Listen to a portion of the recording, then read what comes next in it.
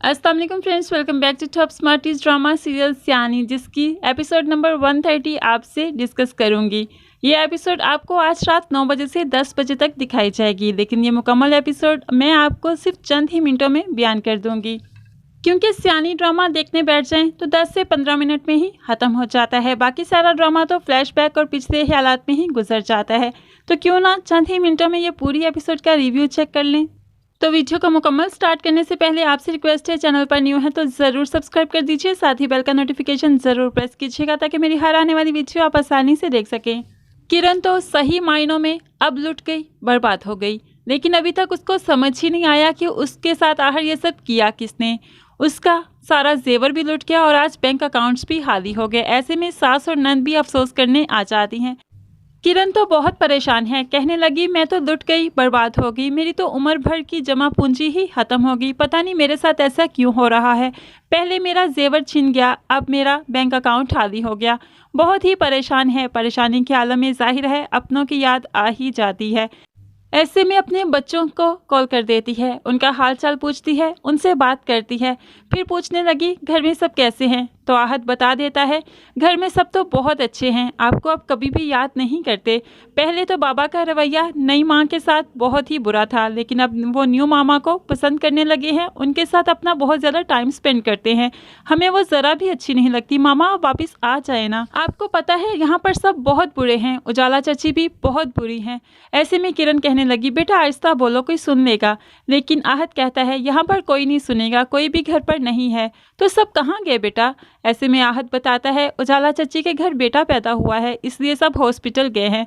तो यहाँ पर किरण बहुत परेशान हो जाती है। अब जो इब्रार वो भी ऊपर से आ गया, कहने लगा किससे बात कर रही हो। तो किरण छुपाने लगती है नहीं किसी से नहीं। ऐसे में आहत भी पूछने लगता है मामा ये किसकी आवाज़ आ रही है, कौन है आपके पास। ऐसे में किरण उसको बताना नहीं चाहती, लेकिन इब्रार उसके हाथ से फ़ोन पकड़ लेता है और फ़ोन में से ही बोलना शुरू कर देता है क्यों नहीं बता रही हो अपने बच्चों को, आखिर क्या किया है, कोई गुनाह तो नहीं किया, शादी करके लाया हूँ तुम्हें, तुमसे निकाह किया है मैंने। ऐसे में आहत जो सारी बातें सुन लेता है, बहुत ही गुस्से से वो फ़ोन रख देता है। अब बच्चे भी माँ से बात करना नहीं चाहते, क्योंकि वो जानते हैं जैसे ज़रबाब ने दूसरी शादी कर ली, उनकी माँ ने भी दूसरी शादी कर ली। ज़रबाब भी दूसरी शादी करके अपनी बीवी के साथ मसरूफ़ हो गया, अब उनकी माँ भी मसरूफ़ हो गई, यानी कि बच्चों के बारे में तो किसी ने सोचा ही नहीं।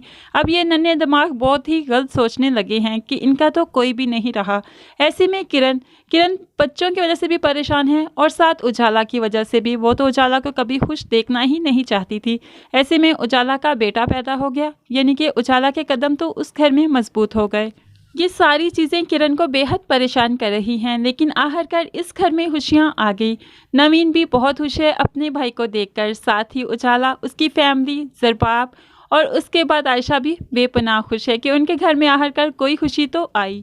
अब फाइनली मायरा अपने भाई से कह देती है तुमने सब कुछ किरण से लूट लिया, अब उसको फारिग कर दो, अब हमें उसकी भला क्या ज़रूरत, खुदा के वास्ते कुछ और मत करना, तुम्हारी इज्जत तो यहाँ पर नहीं है, लेकिन मेरे शोहर की बहुत इज्जत है। मेरे शोहर को अगर तुम्हारी हरकतों के बारे में पता चल गया तो उसकी बहुत बेइज्जती होगी। ऐसे में इब्रार कहता अरे सब्र तो करो, चैन तो लो, सब कुछ कहाँ लिया है मैंने अभी किरण से, अभी तो बहुत कुछ लेना बाकी है।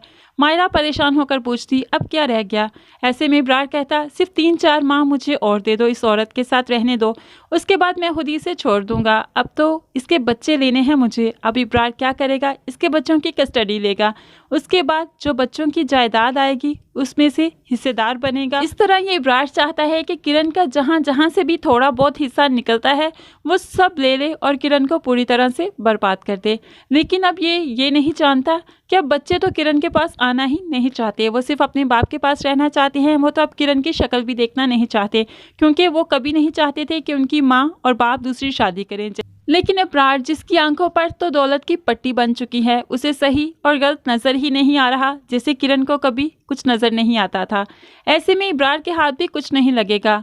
जो आदमी इब्रार को ये सब कुछ प्लान बनाकर दे रहा है वो इब्रार को कुछ भी नहीं देगा। वो एंड में बहुत मुमकिन है कि इब्रार की जान ही ले ले। ऐसे मुकम्मल तौर पर बुराई का अंजाम हमें दिखाया जाएगा और बुराई तो जड़ से ही ख़त्म हो जाएगी। फ्रेंड्स, आपको इस एपिसोड का ये रिव्यू कैसा लगा ज़रूर कमेंट्स में बताइएगा। वीडियो अच्छी लगी लाइक और शेयर ज़रूर कीजिएगा। मजीद वीडियोस और प्रोमोस के लिए चैनल को सब्सक्राइब करके साथ ही बेल का नोटिफिकेशन जरूर प्रेस कीजिएगा ताकि मेरी हर आने वाली वीडियो आप बहुत आसानी से देख सकें। दुआओं में याद रखिएगा, अपना बहुत सारा ख्याल रखिएगा। नई वीडियो तक के लिए अल्लाह हाफिज़।